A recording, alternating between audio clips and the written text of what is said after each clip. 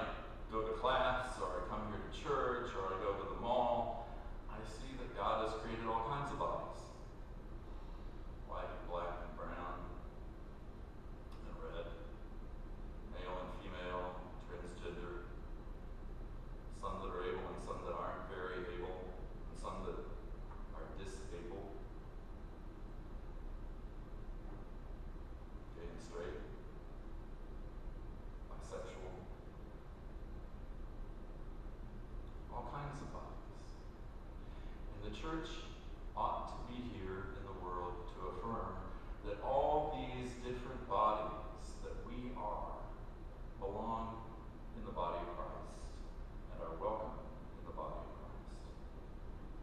That all of these different bodies that we are help make up God's presence in the world, making a difference in the world.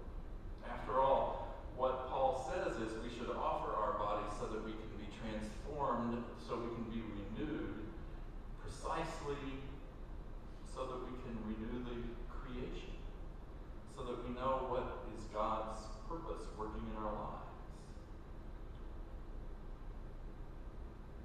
And I look at you and I see bodies that are working to cooperate with God's work in the world, bodies that are aware of God's grace, straining sometimes to understand how that grace is at work within you and in me.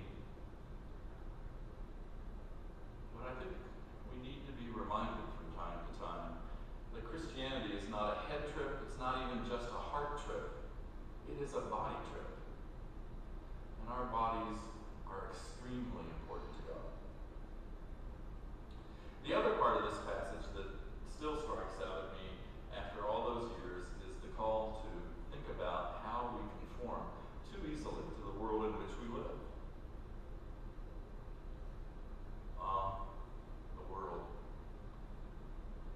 We wallow in the cultural propaganda, hook, line, and sinker that tells us what it means to be normal. We buy into the consumer mentality that our worth is found in what we can buy or what we own or what we store away. We accept without challenge that if there are poor people out there, there must be something morally wrong with them. We buy into the idea that risky investments provide security, that violence settles our problems, and that if something is technologically possible, then it is socially and scientifically imperative. That's conformity. But the gospel is not just Paul in the 12th chapter of Romans, it's Jesus in his teaching and the way he heals people and in the parables that he tells. Jesus is constantly calling us to step back and examine our relationship with the world around us and how easily we conform to values that are really destructive rather than life-giving. If we were in a church like this, like Mayflower, like Cathedral of Hope, in France, it wouldn't be a UCC church, it would be the French Reformed Church. And for a long time, one of the theologians in the French Reformed Church who I enjoyed reading was a man who was also a sociologist named Jacques Ellul. And he commented on this passage from Romans once by saying, Paul is calling us to be maladjusted to the world, to accept and embrace the world as God's gift, but to be maladjusted. And he pointed out that unfortunately, a lot of Christians, and those of us who live in the Bible Belt know this all too well, a lot of Christians become what he calls negatively maladjusted. You know that you don't quite fit in the world in terms of the value systems, but you're not sure exactly how or why, and so you find these passages in Scripture that enable you to demonize others and see the world as evil, and you can't wait for the destruction of everything or the rapture or something like that to rescue you out of a horrible world that somehow or another God created. That's negative maladjustment.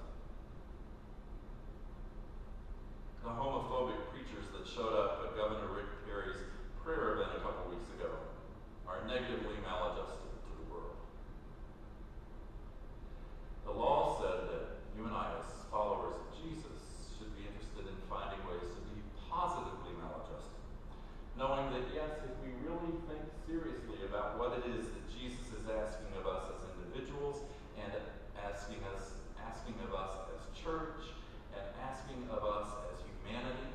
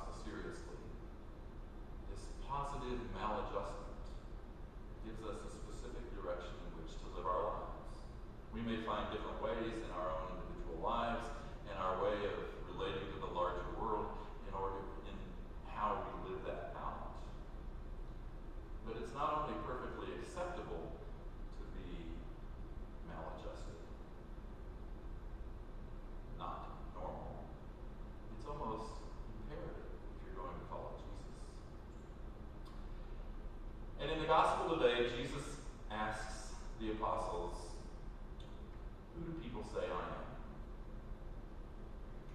And then he asks the question, "Who do you say that I am?" And of course, the answer, "Who do the people say I am?" well, there's all kinds of different ways that the people who follow Jesus around or show up at this event or another event, they kind of classify Jesus in a whole variety of ways, as you would expect. But then he asks the apostles, "Who do you, who are with me all the time, who do you say that I am?" And Peter answers on behalf of the 12 in a really interesting and seemingly contradictory way. He says, "You are the Messiah, the Christ, the Son of the living God." Now, I don't know if you know a whole lot. Some of you have done a lot of scripture study, so you know that the Messiah means one thing, and the Son of the living God means something almost completely different. Because the Messiah, in the Messianic Judaism of Jesus' time, was a conquering hero who was going to ride into Jerusalem and kill all the bad guys, and their blood would wash down the hillsides into the rivers. The Messiah would indeed liberate Israel from outside oppression. But the way in which the Messiah would get all this done was through destruction and death. The image of the Son of the living God is pretty close to the term that Jesus used for himself throughout the Gospels, which was Son of Man, child of humanity. And in the prophets, especially Isaiah and Jeremiah, the Son of Man, the Son of God, was someone sent by God to be a companion to those who suffer, to be a companion to those who, like the young men whose text I read at the beginning of my sermon, get pushed aside by society and have to discover their identity and their self-worth on their own. The Son of Man, the Son of God, is a suffering servant who brings not conquering, but compassion. Maybe, some scholars have pointed out, maybe when Jesus asked Peter, "Who do you say that I am?" he blurted out the Messiah, and then he goes, "Well, no, actually, the bloody conqueror isn't exactly jiving with my experience of Jesus, so maybe he's a Son of God kind of conqueror." Maybe by saying both of those terms, he was using the Son of God as a way of modifying the term Messiah. I don't know. But I do know that in the church in this country today, there are those who buy the bloody conqueror, the God of violence, the God of vengeance, who seeks out evil and destroys it. And there are those who understand Christ not as a bloody, violent conqueror, but as a compassionate companion, a suffering servant. And I cannot think, with all the homophobic rhetoric in our politics, with all the discrimination and antagonism toward poor people in our country right now, I cannot think of any more important conversation for the church to have than to decide how we answer that question. Who do you say that I am? I cannot conceive of anything more critical to my spirituality or yours, or our sense of discipleship as a congregation, than asking the question, which one of these, which Jesus will we follow? How are we to understand Jesus? How are we to understand God? Because once we have made a decision,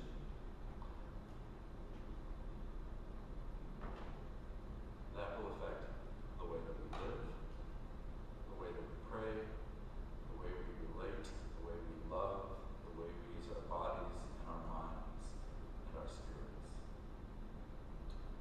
Is the church meant to be training for a battleground? Or is it meant to prepare us to be healers in a world of hurt? warriors, for people who provide comfort?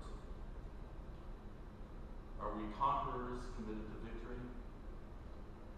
Or are we companions committed to compassion?